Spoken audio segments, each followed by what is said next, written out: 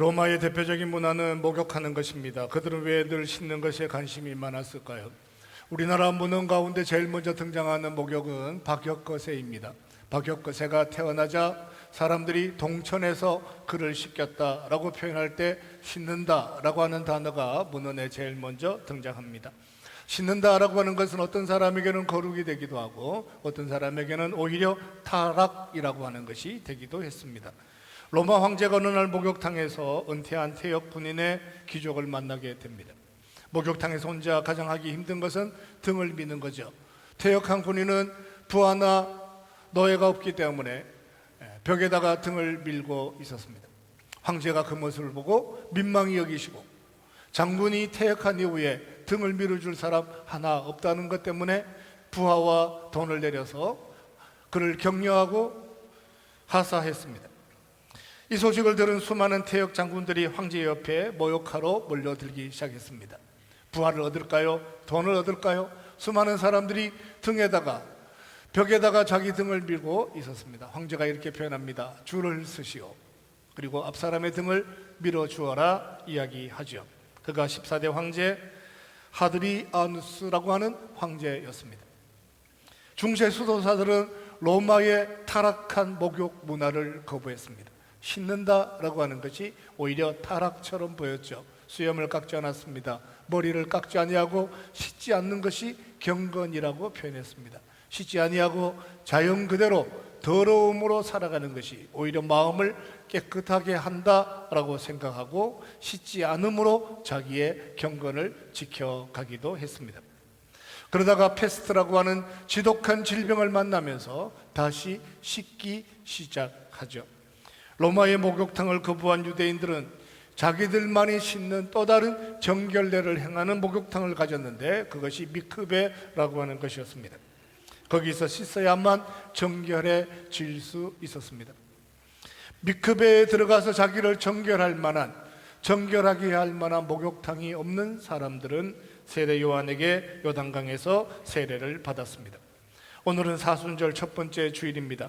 주님이 그들 가운데 구원자로 찾아오셔서 하나님의 은혜를 선포하기 전에 주의 나라를 예비하는 사람들은 요단강에 나와서 세례를 받는 사람들이었습니다.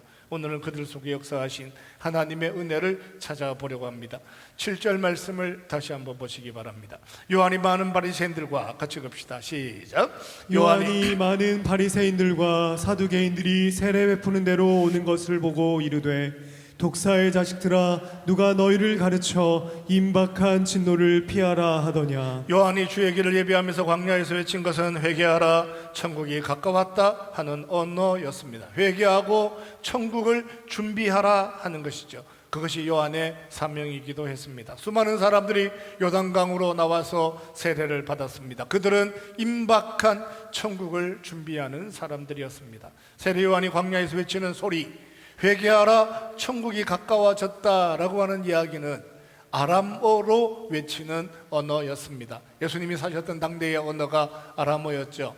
히브리어는 있었지만 고어가 되고 사람들이 읽지 못하는 언어가 되기도 했습니다. 마치 한자처럼 공부를 많이 하는 어떤 사람들은 히브리어를 읽을 수도 있었지만 일상을 살아가는 모든 사람들은 아람어를 사용하는 세상이 예수님이 사셨던 세상이었죠. 회개하다라고 하는 것은 아람어로 투브라고 하는 단어입니다. 자백하다, 돌아서다라고 하는 의미를 가지고 있습니다. 히브리어에는 회개라고 하는 단어가 존재하지 않습니다. 구약 성경에는 회개하는 사람이라고 하는 것이 존재하지 않죠. 회개하고 돌아와야 될 만한 사람들이 등장하지 않습니다. 구약에 있는 모든 사람들은 태어나면서 유대인입니다. 태어나면서 구원받은 하나님의 선민들이었죠. 그러니까 그들에게는 하나님께로 돌아가자 하는 것이 전부였습니다. 호세아 14장 1절에 보면 우리가 여호와께로 돌아가자 이렇게 표현했을 때 그 돌아가는 것은 본문에 마태복음 3장에 등장하는 회개가 아니라 돌아서는 거죠. 리턴하는 거예요. 유턴하는 거예요. 턴백하는 것입니다. 원래 있었던 그 자리로 돌아서자라고 합니다. 이사야 31장에서 여호와께로 돌아오라 이렇게 표현합니다. 여호와께로 돌아오라 이 표현은 구원받은 백성들에게 원래의 자리로 다시 돌아가라, 미스바로 돌아가라, 베델로 올라가자, 길갈에 모여라, 우리가 전에 살았던 그 삶의 자리에 다시 너 자신을 세워라 하는 것이 구약에는 돌아오라 하는 단어였죠. 세례요한이 광야에서 외쳤던 투부라고 하는 것은 생각을 바꿔라 하는 것 맞습니다. 돌아서라 하는 것 맞습니다. 이제 하나님이 새로운 나라를 만드실 터인데 길갈로 가자, 미스바로 올라가자, 베델에 서자라는 것이 아니라 하나님이 우리를 어디로 인도할지 모르니 그의 나라를 준비하자, 그쪽으로 돌아가는 것이 아니라 새로운 세상이 열렸으니, 새로운 나라가 준비되었으니 하나님이 새로운 나라를 세우기를 원하니 너 마음을 깨끗하게 하고 생각을 바꿔서 그 나라를 준비하라 하는 것이 투부라고 하는 단어이기도 했습니다. 세례요한이 광야에서 외치는 회개는 유대인들이 정신을 차리고 하나님께로 돌아가자라고 하는 것 이상이었죠. 요한의 회개는 유대인뿐만 아니라 그 시대를 살았던 모든 사람들이, 헬라인이나 유대인이나 이방인이나 남자나 여자나 노예나 주인이나 누구든지 생각을 바꿔서 임박한 하나님의 나라를 준비하시오라고 하는 것이 회개의 의미이기도 했습니다.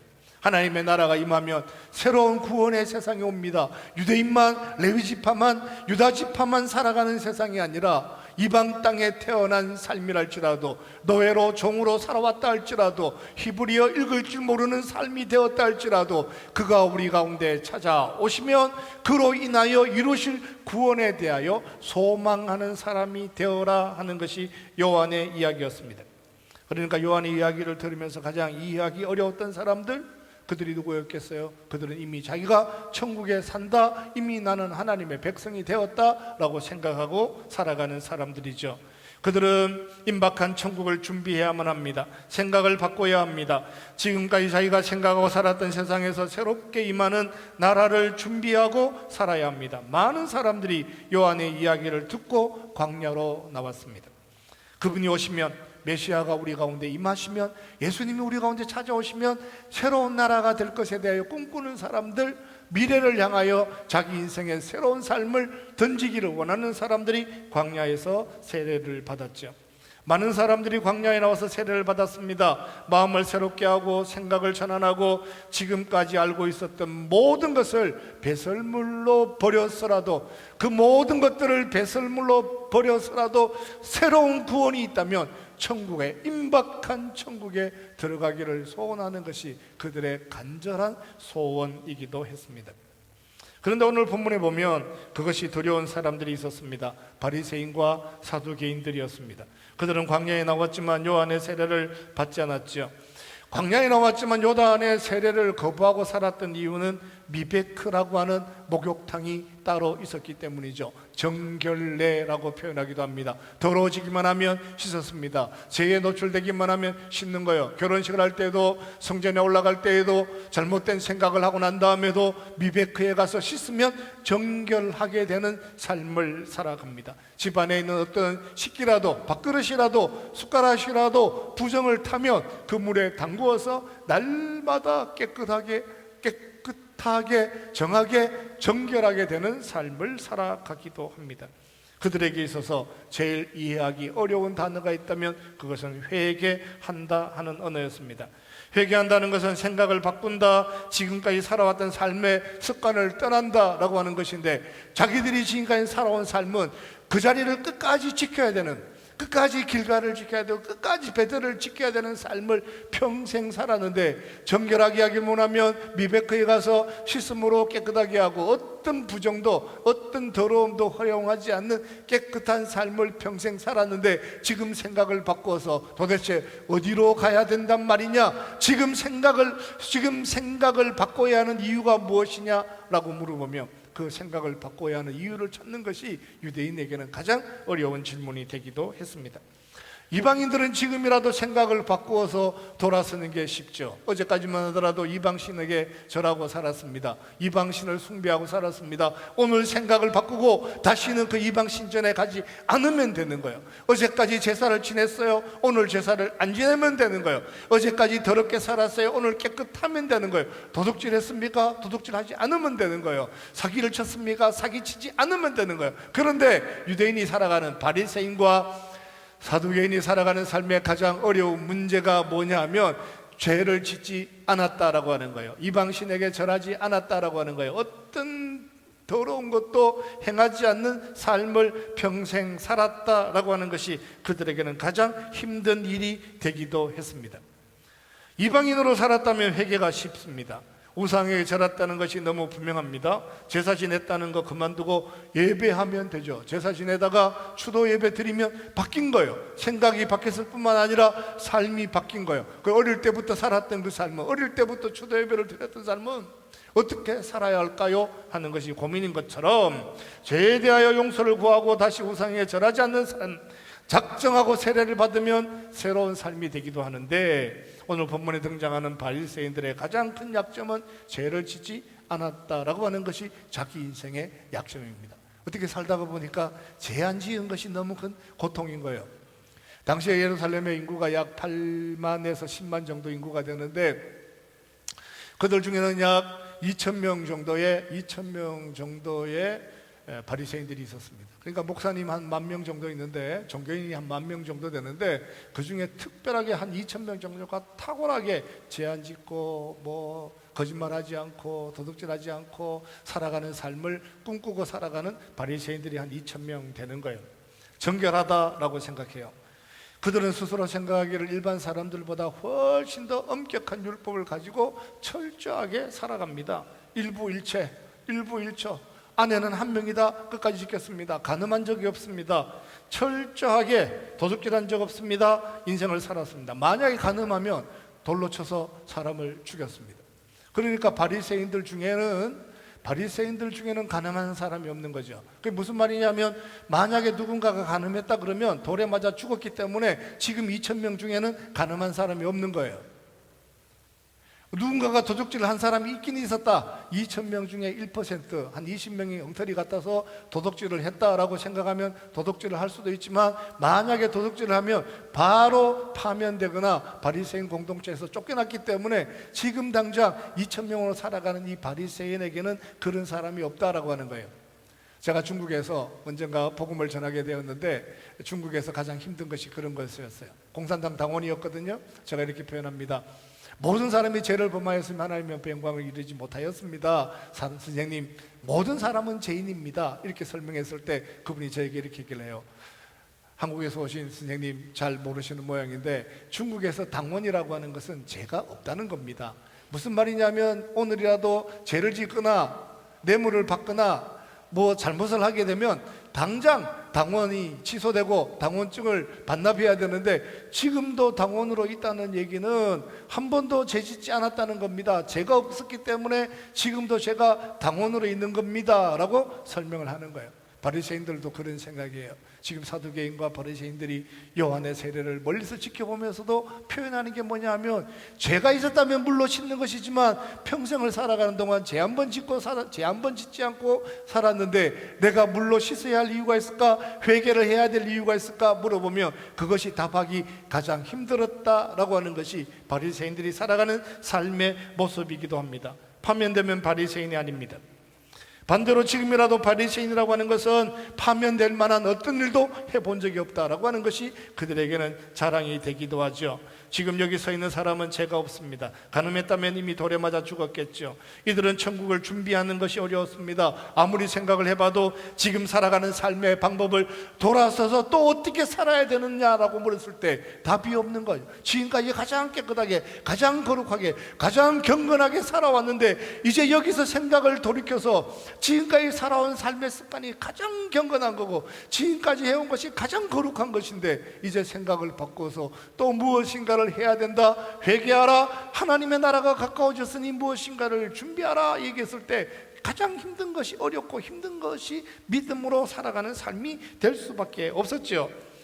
사랑하는 성도 여러분, 주님 앞에 설 때마다 가난한 마음으로 하나님의 은혜를 찾을 수 있는 믿음의 사람들이 될 수 있기를 주님의 이름으로 축원합니다. 구원받은 것이 맞습니다. 천국 가는 것이 확실합니다. 오늘이라도 하나님이 원하시는 것이 있다면 지금이라도 생각을 바꿔서 믿음의 길을 걸어가야겠습니다. 지금까지 어떤 삶의 경건을 지켰다 할지라도, 지금까지 어떤 삶의 의를 만들었다 할지라도, 오늘이라도 하나님 우리 가운데 찾아오셔서 무엇인가 말씀하시는 것이 있으면 그 하나님의 말씀에 따라 오늘도 나는 새 길을 가기를 원합니다. 광야의 길을 만드신 하나님과 함께 인생의 새로운 일에 도전하기를 원합니다. 오늘도 하나님 원하시는 것이 있습니까? 21세기 척박한 환경에서 내가 예수 그리스도의 제자로 살아야 되는 삶의 현장이 있다면 말씀하십시오. 오늘도 그 말씀대로 살겠습니다. 언젠가 하나님 말씀 앞에서 변화와 새로운 일들에 대하여, 광야의 세계를 만드는 일들에 대하여 늘 도전하고 살아갈 수 있는 믿음의 사람들이 되시기를 주님의 이름으로 축원합니다. 할렐루야. 옆 사람과 격려합시다. 사랑합니다. 축복합니다. 늘 새로운 길을 걷겠습니다. 저는 예수님의 제자입니다. 하나님의 부르심을 받았습니다. 평생을 민감하게 살아야 되는 삶이 뭐냐? 내가 살아왔던 삶의 습관에 관한 것이 아니라 하나님이 지금도 나에게 원하는 것이 무엇이냐라고 하는 거예요. 하나님이 이렇게 말씀하십니다. 그러므로 8절, 그러므로 회개의 시작. 그러므로 회개에 합당한 열매를 맺고, 그러므로 회개에 합당한 열매를 맺어라. 도대체 어떤 합당한 열매를 맺어야 할까라고 하는 것이 그들에게는 고민이겠죠. 하나님의 나라가 임박했습니다. 하나님의 나라를 준비하면서 맺어야 하는 합당한 열매는 뭘까요? 바리새인들이 받아들이기는 너무 어려운 질문이었습니다. 왜? 지금까지 열매를 다 맺었잖아요. 예수님이 말씀하셨습니다. 삶의 열매를 맺어라 이렇게 표현하니까 자기들이 뭐라 그러냐면 하나님 끝까지 지켰습니다. 이혼증서 다 만들어 주었습니다. 박하의 11조까지 드리고 삽니다. 도대체 어떤 열매를 또 맺어야 합니까? 라고 하는 것이 그들에게는 고민이었습니다. 일부 일초도 지키고, 만약 이혼이라도 하게 되면 모세 율법을 따라서 이혼 정서도 줬습니다. 성전에 올라갈 때마다 미베크에서 목욕했습니다. 집안에 더러운 것이 있다면 있을 때마다 미베크에서 깨끗하게 씻었습니다. 씻지 않은 것이 없습니다. 어떤 것은 하루 내내 물에 담궈서 정결하게 하고 살았습니다. 도대체 어떤 열매를 맺을까요? 세리와 함께 밥을 먹은 적도 없습니다. 세리 친구를 만난 적도 없습니다. 죄인과 같이 식탁도 같이 해본 적이 없습니다. 더러운 삶을 살아본 적이 없습니다. 창기 근처에 가본 적도 없습니다. 도대체 세례에 회개한 이후에 어떤 것에 합당한 열매를 맺어야 할까요? 평생을 살았는데, 잘 살았는데 어떤 합당한 열매를 더 맺어요? 이미 다 잘하고 있는데 11조도 하고 가정도 지키고 회사도 잘 다니고 성실하고 건강하게 믿음으로 인생을 잘 살았는데, 의롭게 잘 살았는데 도대체 어떤 더 합당한 열매를 원하십니까? 라는 것이 그들의 질문이 될 수도 있습니다. 제가 억지로 불의하다는 것을 증명하기 위해서 역사적 자료를 막 찾아가지고 2,000명 중에 이중적인 사람도 있었고 모순된 사람도 있었고 순엉터리 같은 사람도 있었다라고 막 찾아보면 그래도 몇 명 있을 수 있겠죠. 그런데 여러분 보세요. 바리새인 정말 지독한 사람들이에요. 용납하지 않는, 어떤 것도 용납하지 않는 삶의 흔적을 돌아보면 자기들 중에 누가 부정했다, 하루를 견디지 못하고 바로 돌로 쳐서 죽이는 사람들이니까 아무리 생각해봐도 평생을 살아오는 동안 죄짓기가 어려운 것이 삶이 맞습니다. 그것이 자기들의 생존의 비법이 되기도 했습니다. 그래서 예수님이 이렇게 말씀하십니다. 그들의 합당한 열매, 너희가 맺어야 할 합당한 열매가 무엇이냐? 예수님이 이렇게 말씀하십니다. 마가복음 1장 15절. 이르시되 때가 찼고 같이 읽읍시다. 시작. 이르시되 때가 찼고 하나님의 나라가 가까이 왔으니 회개하고 복음을 믿으라 하시더라. 재밌는 표현이죠. 예수님 뭐라고 말씀하셨어요? 회개하고 복음을 믿으라 이렇게 말씀하셨습니다. 따라합시다. 회개하고 복음을 믿으라. 회개하고 합당한 열매가 뭐냐? 회개하고 복음을 믿으라 이렇게 말씀하시는 거예요. 마태복음 3장에 등장하는 회개는 예수님이 오시기 전에 천국을 준비하며 세례 요한이 외쳤던 회개죠. 마태복음 1장은 하나님의 나라가 임했습니다. 이미 너희가 하나님 나라에 임했고 너희 마음에 하나님 나라가 임했다. 예수님이 육신의 몸을 입고 찾아오셨고 예수님이 찾아오셔서 그들에게 말씀하십니다. 회개에 합당한 열매, 그것은 복음을 믿는 거다. 회개에 가장 합당한 일이 있다면 그것은 하나님이 하신 일들을 신뢰하는 거다. 복음을 받아들이는 거다. 하나님이 자기 아들을 이 땅 가운데 육신의 몸을 입고 오셨다라고 하는 것, 그가 아들을 보내셨다라고 하는 것이고, 그가 육신의 몸을 입고 우리 가운데 찾아오셨다라고 하는 것이고, 그가 우리의 죄를 대신하여 십자가에 죽으셨다라고 하는 것이고, 3일 만에 부활하셨다라고 하는 것에 대하여 회개를 했으면 믿어라. 무엇을? 복음을. 복음이 무엇이냐? 하나님이 하신 일들을 믿어라 얘기하는 거예요. 회개를 했다면 믿어라. 믿음이 되도록 하라 말씀하셨습니다. 회개를 했습니다. 밤이 맞도록 눈물이 나왔습니다. 죄에서 떠났습니다. 다시는 죄를 짓지 않습니다. 제사 지낸 적도 없고 가늠한 적도 없습니다. 그런데 하나님이 우리를 구원하셨다. 하나님 우리를 구원하시기 위하여 자기 아들을 이 땅에 보내셨다. 그가 우리의 죄를 대신하여 십자가에 죽으셨다라고 하는 게 믿어지지가 않는 거예요. 받아들여지지가 않는 거예요. 받아들여졌는데 살다가 보니까 어느 날 흔들리는 거예요. 회개했는데, 회개하고 죄는 안 지었는데 뭐가 무너지냐? 복음을 믿으라가 안 되는 거예요. 하나님이 하신 일에 대한 믿음이 안 되는 거예요. 살다가 보니까 참 신기하고 깨끗하고 정직하고 모든 것을 바르고 경건하게 살았는데 하나님이 하실 일들이 믿어지지 않는다라고 하는 것만큼 큰 고통이 있어요. 바리새인들의 삶의 고통이 그런 거예요. 하나님이 하신 일들에 대한 믿음이 안 되는 거예요. 자기도 자기를 사랑하신다. 지금도 자기를 사랑하신다. 하나님 우리를 사랑하신다. 그런 거 받아들이기가 어렵습니다. 그래서 오늘 미베크에서 목욕하면서, 오늘도 미베크에서 목욕하면서 자기를 깨끗하게 하는 일에만 늘 집착하고 살아요. 회개에 합당한 열매를 위해서 깨끗하게 살자, 정직하게 살자, 바르게 살자, 뭐 자기 의가 세워지는 일에 막 철저하게 사는데 어떤 기대가 없냐면 오늘도 죄인들 가운데서 역사하실 하나님이 하시는 일에 대하여 관심이 없어요. 하나님이 아들을 보내신다, 그를 통하여 구원하신다, 새로운 역사를 만드실 것이다 하는 것에 대하여 기대감을 놓쳐버리고 살아가면 자기 의에 집착하는 삶이 될 수밖에 없지 않겠어요? 그것이 바리새인들이 살아가는 삶의 모습이기도 합니다. 사랑하는 성도 여러분, 회개하고 가장 중요한 것은 그가 하나님의 아들 되시는 것을 믿는 거예요. 그가 우리를 대신하여 십자가에서 죽으셨다라고 하는 것을 끝까지 지켜내는 거예요. 회개에 합당한 열매가 뭡니까? 회개한 이후로 한 번도 그 구원이 흔들린 적이 없습니다.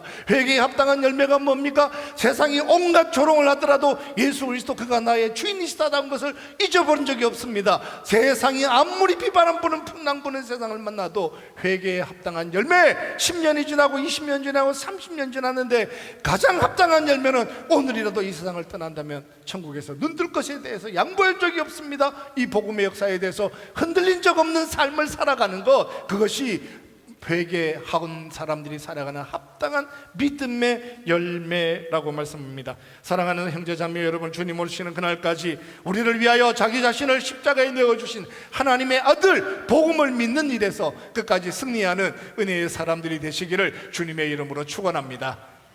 할렐루야. 옆에 분과 격려합시다. 대단하십니다. 왜 대단해요? 믿음을 지켜내는 거예요. 네? 회개에 합당한 열매, 성격을 바꾸고 뭐 성숙하고 거짓말 안 하고 이런 것이 아니라 하나님 뭐라고 말씀하시냐면 네 성격 그대로 있지만 믿음을 포기하면 안 된다고요. 믿음이 사라지면 안 된다고요. 성격은 안 바뀌어도 되는데 믿음은 지켜야 된다고요. 근데 믿음을 지키는 거에 관심이 없고 매일 성격 바꾸는 거에 관심이 있고 뭐 I냐 T냐 뭐 F냐 뭐 J냐, F면 뭐 어떠고 J면 뭐 어때요? 하나님 말씀하시는 거예요. 합당한 열매는 A든 I든 A든 그 속에서 믿음을 지켜내는 것이 회개에 합당한 열매다라고 말씀하시는 거예요. 부자 되면, 가난해지면, 낮의 해처럼 밤엔 달처럼 네 삶의 환경의 조건이 바뀌는 것이 아니라 그 안 바뀌는, 변함없는, 여전히 그대로 있는, 여전히 변하지 않을 것 같은 그 세상 속에서 너의 믿음을 지켜내는 것, 복음을 믿으라 말씀하시고 그 믿음을 지켜내는 것이 회개에 합당한 열매라고 말씀하시는 거예요. 모든 것을 다 지켰어요. 일불처도 지키고 제사도 버리고 간음도 한 적 없고 목욕도 잘하고 살았는데 우리를 위하여 자기 자신을 십자가에 내오신 하나님의 아들 믿음이 흔들린다. 무슨 소용이 있겠어요? 얼마나 거룩하겠어요? 정직하면 얼마나 정직하다는 거예요. 네? 깨끗하면 얼마나 깨끗하다는 거예요. 거룩하면 얼마나 거룩한 삶을 살길래 그것조차도 잃어버린 삶이 될 수 있겠어요? 사랑하는 성도 여러분, 삶의 환경의 어떤 조건 안에서도 그가 우리를 위하여 십자가에서 죽으시고 우리를 구원하신 일들에 대하여 끝까지 소망 중에 살아가는 은혜의 사람들이 되시기를 주님의 이름으로 축원합니다. 9절, 요한은 믿음에 대하여 이렇게 표현했습니다. 굉장히 재밌는 말로 하죠. 속으로 같이 갑시다. 시작. 속으로 아브라함이 우리 조상이라고 생각하지 말라. 내가 너희에게 이르노니 하나님이 능히 이 돌들로도 아브라함의 자손이 되게 하시리라. 바리새인들의 가장 치명적인 약점은 하나님을 믿지 않는다는 거잖아요. 하나님이 하시리에 대해서 믿지 않는다는 건데, 세례요한이 뭐라고 표현하냐면 하나님이 회개하고 뭘 믿어야 되냐 하면, 회개하고 하나님이 이 돌을 가지고 아브라함의 자손 만드시겠다 할지라도 나는 믿겠다는 거예요. 하나님이 돌을 들어서 아브라함의 자손 만드시기를 원하는 새로운 세상을 만드셨는데 거기에 믿음으로 참여하는 것이 회개에 합당한 열매라는 거예요. 이방인을 구원하겠다, 이방인들에게 복음을 전하겠다, 남자도 여자도 동일한 구원 안에 부르시겠다, 종도 노예도 히브리어를 할 줄 아는 사람도 모르는 사람도, 글을 읽을 줄 아는 사람도 모르는 사람도, 공부 잘하는 사람도 못하는 사람도, 누구든지 남녀노소를 누구를 막론하고 그가 우리를 대신하여 십자가에 죽으셨다며 그것을 믿는다면 그 믿음에 대하여 하나님이 너희를 구원하실 거다라고 하는 것이 나는 믿음으로 반응하라는 거예요. 근데 이스라엘 백성들, 유대인으로 살아온 삶에 가장 공고함이 있다면 그거 받아들이기 어렵지 않겠어요? 그거 이해하는 것이 어렵지 않겠어요? 자기들만이 아브라함의 자손이라고 생각하고 평생을 살았는데 돌을 가지고 하나님이 돌들을 들어서, 이방인을 들어서 아브라함의 자손 만들겠다라고 표현했을 때 기절하지 않겠어요? 자기는 잘났습니다, 의롭습니다, 자기는 공부도 하고 성공도 했습니다. 공부를 잘한다라고 표현하면 성공하기가 어렵잖아요. 우리가 늘 그렇게 표현해요. 학교 다닐 때 1등한 사람이 평생을 살아가는 동안 꼭 성공하는 것은 아니다. 근데 알고 봤는데 1등 했는데 인생을 성공한 거예요. 1등 했는데 인생을 성공할 뿐만 아니라 키도 커요. 키도 크는데 보니까 부인도 예뻐요. 애들도 잘 살아요. 믿는 세상이 있냐고요. 자기가 인생을 살면서 대단한 의를 지켜내었다, 잘생겼다, 공부 잘했다, 자기가 뭔가 대단한 의의 삶을 살았다, 학교 다닐 때 공부도 잘하고 운동권에서 정의도 세우고 인생을 살면서 자기가 만들어 놓은 의가 있어요. 내가 실패하지 않을 거다, 나는 항상 탁월할 거다라고 스스로 하나님과 상관없이 만들어진 의의 자리에 있는 사람들이 하나님의 은혜를 사모하고 살아가기가 굉장히 어렵지 않겠어요? 광야에 나와서 요한의 세례를 지켜보는 그들의 고민이었습니다. 의는 있습니다, 믿음이 없습니다. 삶의 열매도 있는데 뭐가 없어요? 믿음이 없어요. 성공도 있고 돈도 있고 지식도 있는데 믿음이 없어요. 믿음이 없는데 얼마만큼 없냐면 하나도 없어요. 겨자씨만큼 작은 믿음도 없는 것 때문에 가장 공고한 인생을 살아가는 거예요. 겉으로 보면 종교적인 엘리트 집단입니다. 모든 사람이 아람어를 사용하는 세상에서 히브리어를 읽을 줄 아는 몇 안 되는 종교 지식인으로 세상을 살아갑니다. 의롭고 경건하고 거룩하고 하나님이 하시는 일을 잘 믿어야 합니다. 그런데 자기가 만들어 놓은 의 때문에 하나님이 보이지 않는 거예요. 그래 세례요한이 얘기하는 거예요. 도대체 너의 의가 뭐냐? 네가 만들어 놓은 평생 깨끗하고 경직하고 거짓말하지 않고 하나님 앞에 살았던 삶의 의가 무엇이냐? 그런데 그 의가 하나님이 하시는 일들을 받아들이기 어렵다면 그게 힘들지 않겠어요? 하나님이 자기 아들 우리 육신의 몸을 입고 우리 가운데 찾아오셨다라고 하셨지만 하나님이 하시는 모든 일들에 대해서 조롱합니다. 병자를 고쳤습니다, 참남하다라고 표현해요. 아, 그렇구나. 하나님 우리를 구원하시기 위해 자기 아들 이 땅에 보내시고 모든 병자들을 치유하시고 기적을 만드시는 하나님이시구나. 그 기적의 하나님이 지금도 우리 가운데 찾아오시니 하나님의 이름을 찬양합니다. 하나님 오늘도 병자를 고치시고 문제를 해결하시고 기적을 만드신 전능하신 하나님의 이름을 높여드립니다. 할렐루야. 그런데 아멘이 안 돼요. 제가 생각할 때 병자가 가짜 병자일 수 있습니다. 제가 생각할 때 무리를 걸으셨다는데 모르긴 해도 물속에 숨겨놓은 널판지가 있거나 바위돌이 있었을 것 같습니다. 인생을 살아왔는데 꽤나 공부를 잘했다, 똑똑하다라고 하는 것 때문에 받아들이지 않는 것이 있다면 그보다 큰 고통이 있겠어요? 믿음을 방해하는 게 뭐예요? 하나님 하신 일들의 소망을 참여하는 것을 방해하는 것이 무엇입니까? 하나님 오늘도 천을 이루고 만을 이루고 21세기 이 척박한 환경에서도 믿음으로 살아야 될 길들을 만들어내시는 거예요. 문제가 생기고 고난이 생기면 돌아가자, 옛날로 길갈로 돌아가라, 미스바로 돌아가라, 베델로 올라가라, 너 원래 살았던 삶의 자리로 돌아가라. 아니 여러분 보세요. 야곱이 베델로 올라가는데 베델이 원래 살았던 삶의 자리가 뭐예요? 원래 살았던 삶의 자리는 형에게 속여서 장자권 빼앗고 이제 처절하게 고통스러운 그 삶의 자리인데 거기 뭐 베델로 올라갈 이유가 뭐가 있어요? 대단한 고백을 했다고요? 10살 때 고백한 그 고백이 얼마나 뭐 대단한 고백이에요? 철학을 알아요? 신념을 알아요? 인생의 가치를 알아요? 그때 고백한 게 뭐가 그래 대단한 거예요?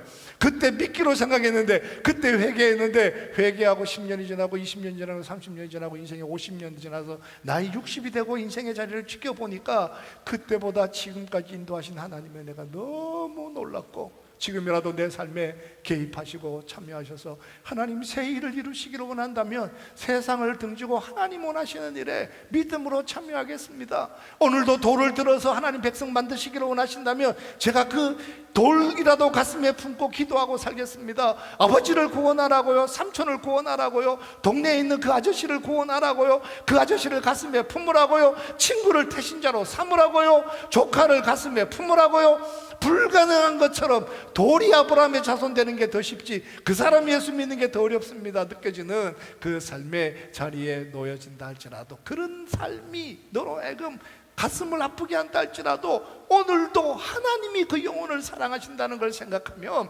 하나님이 복음을 전하기를 원하고 하나님이 구원을 원하신다면 그 구원에 참여하고 살아라. 가슴에 태신자 품고 나는 오늘도 지금이라도 구원을 완성하실 누군가를 생명을 살려내기를 원하시고 죄에서 구원받기를 원하시고 한 영혼이라도 천국에 들어가기를 원하시는 하나님의 은혜 안에 살겠습니다. 믿음으로 참여하겠습니다. 복음의 믿음으로 참여하겠습니다.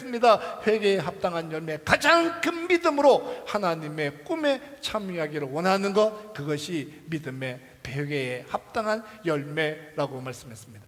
회개에 합당한 열매를 맺기 위하여 다시 돌아가지 않습니다.